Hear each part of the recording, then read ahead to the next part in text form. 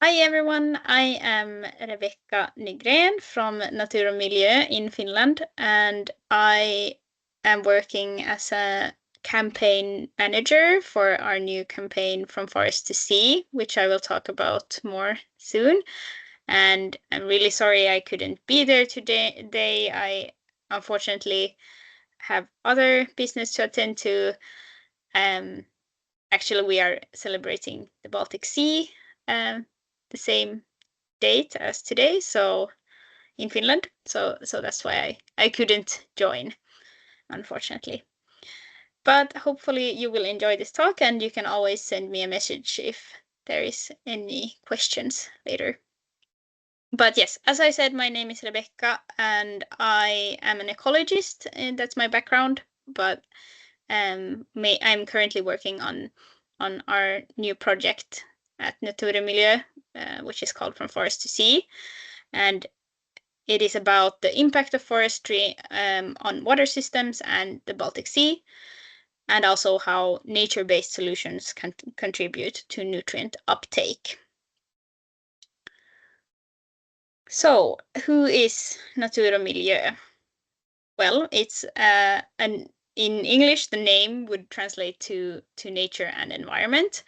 It's a national environmental organization in Finland.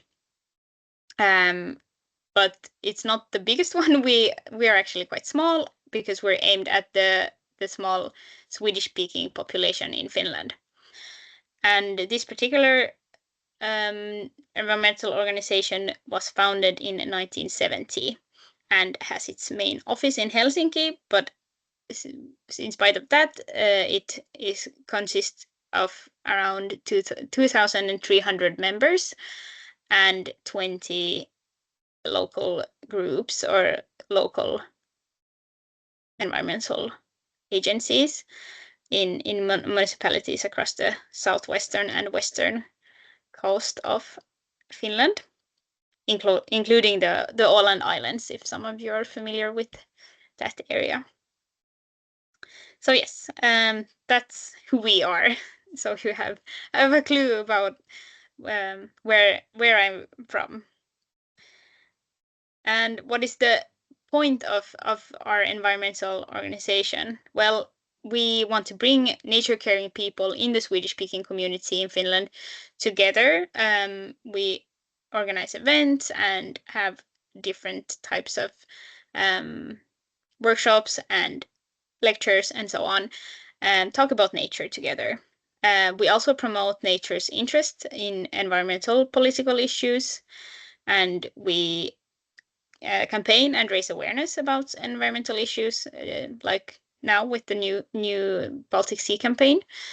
We also participate in governmental committees and councils and influence the public opinion on environmental matters. And we also are very proud of our environmental education. So we have this one branch of our organization, which is called Naturskolan, which in English translates nature school.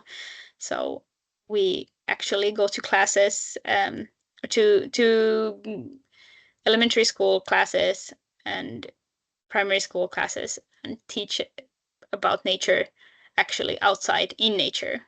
And this is a concept that's very, very liked by many. Okay, so enough about Natur och Miljö. We have this new campaign called Från skog till hav, which roughly translates from forest to sea. And this is funded by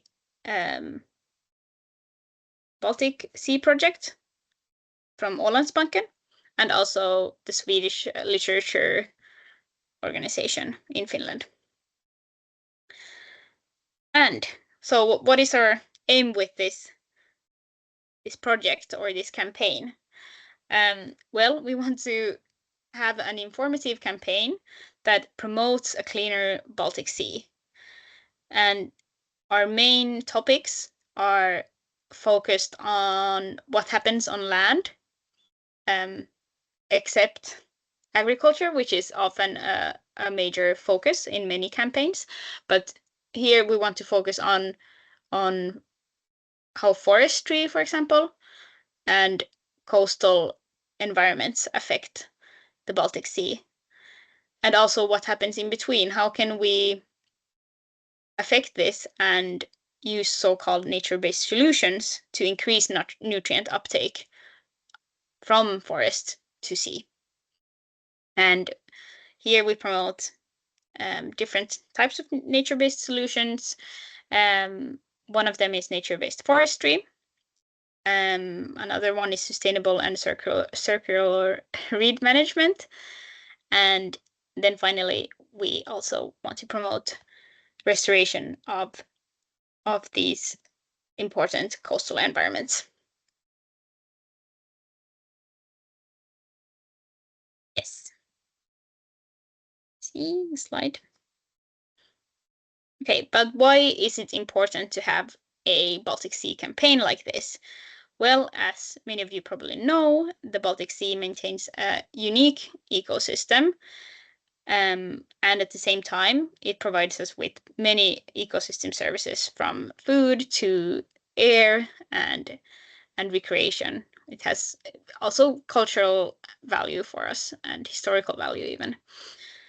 And we also know that the Baltic Sea is not doing very well. Its status is not very good. It's facing a lot of threats, which one of the main ones are, for example, pollutants, eutrophication, and climate change. And we know that human pressures like these need to stop in order to save the Baltic Sea and its unique ecosystems. So, to the sort of main threat, one of the main threats, eutrophication. This is when there is an excess of nutrients in the water. Usually it's nitrogen and phosphorus we're talking about, which lead to an increased growth of organic material, which usually means these phytoplankton that produce really quickly. And this leads in the long run to algal blooms, which in turn lead to oxygen depletion and in the worst case to dead zones in the bottom of the sea. And we know that the problem is that the Baltic Sea is quite small and enclosed, but still has quite a relatively large catchment area, which is over 1.7 million square kilometers. This is 4 times bigger than the surface of the Baltic Sea itself. And all of the eutrophication problem is also exacerbated by climate change. And as we know as well, the eutrophication affects the whole Baltic Sea. So it's not just a specific part of it, it's very much spread out throughout the whole Baltic Sea. So it's a big issue. And here is the catchment area as well. You can see. What is the root of this issue? Well, the main cause is anthropogenic activity. Here, the leading factor being agriculture. But then there's also other industries that bring with them these nutrient emissions. So, for example, forestry and point emissions from society and different industries, and also rural areas are also factors that emit nutrients. But on a positive note, nutrient emissions have decreased since the 90s. Nitrogen by 12% and phosphorus by 28%. So it has been a decrease in our actual nutrient emissions. However, the positive effects are too slow to see in the state of the Baltic. This will take much more effort and much more.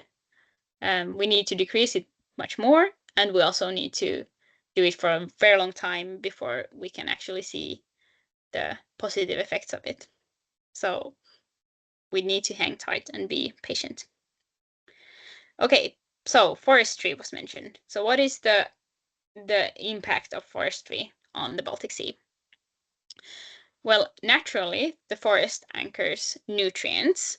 The trees obviously grow from nutrients in the same way that all plants, they need new nutrients to grow.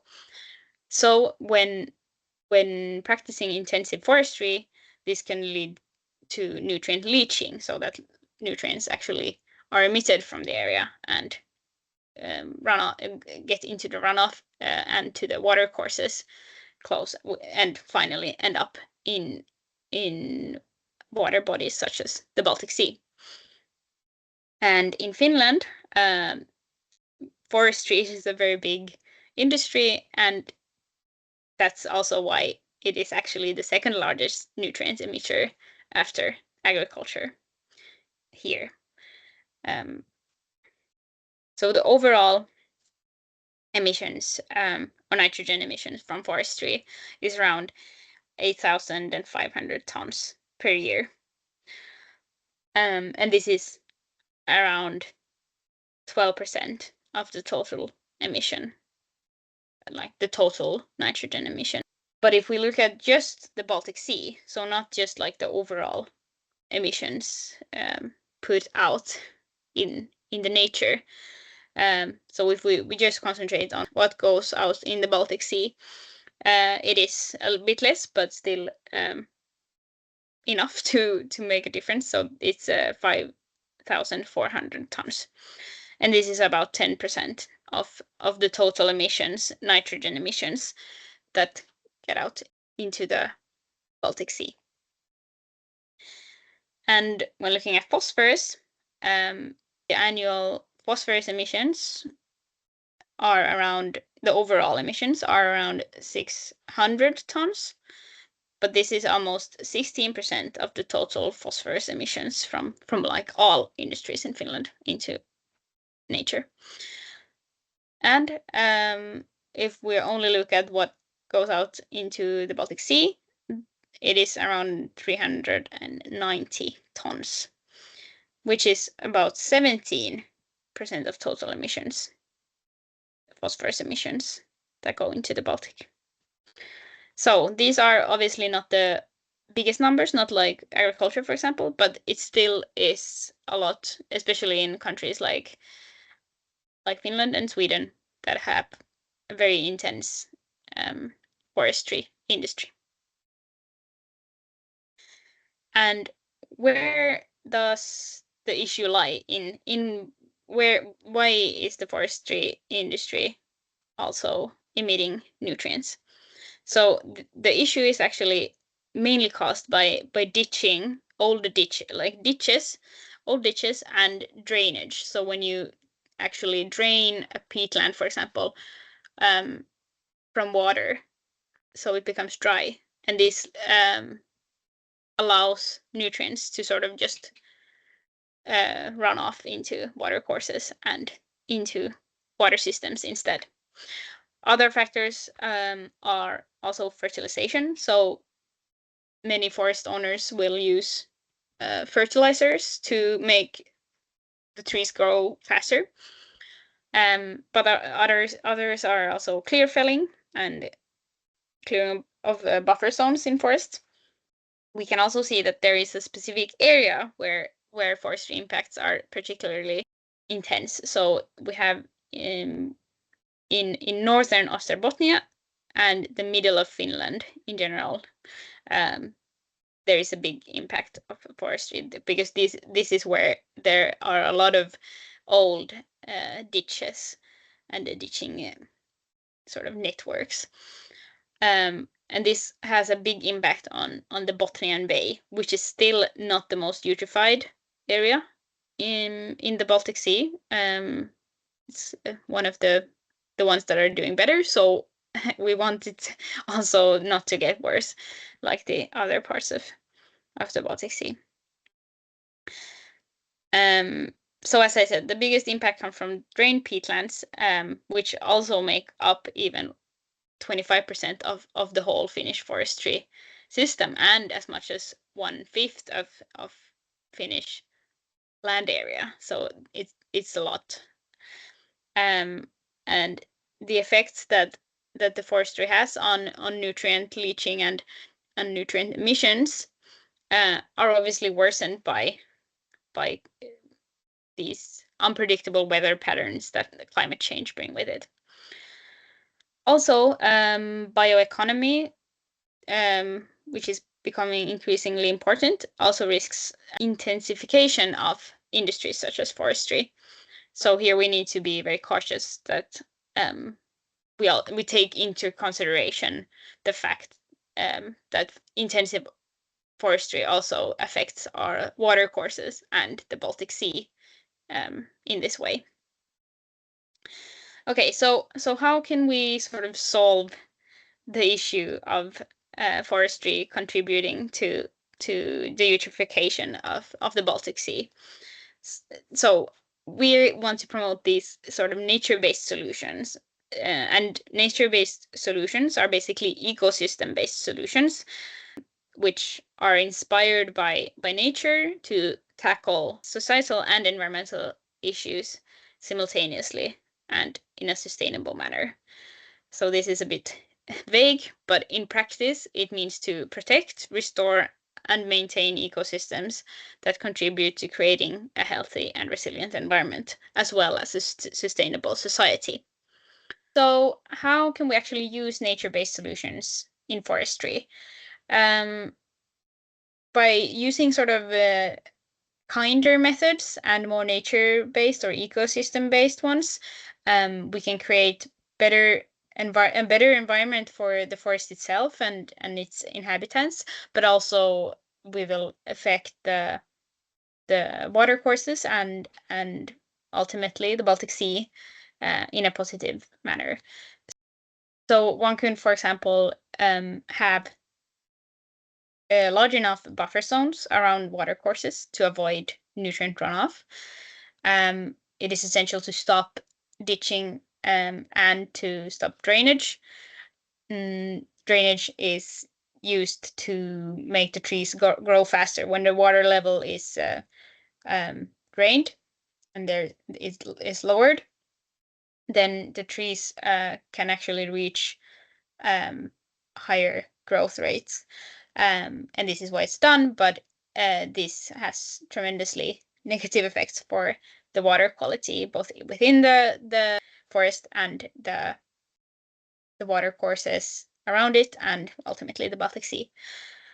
So yeah, stop ditching and drainage. Also avoid cleaning the ditches. So if we have old ditches that are sort of starting to get vegetated, just leave them. They will still function, but the vegetation will actually help retain some of the nutrients that otherwise would just be drained down the ditch.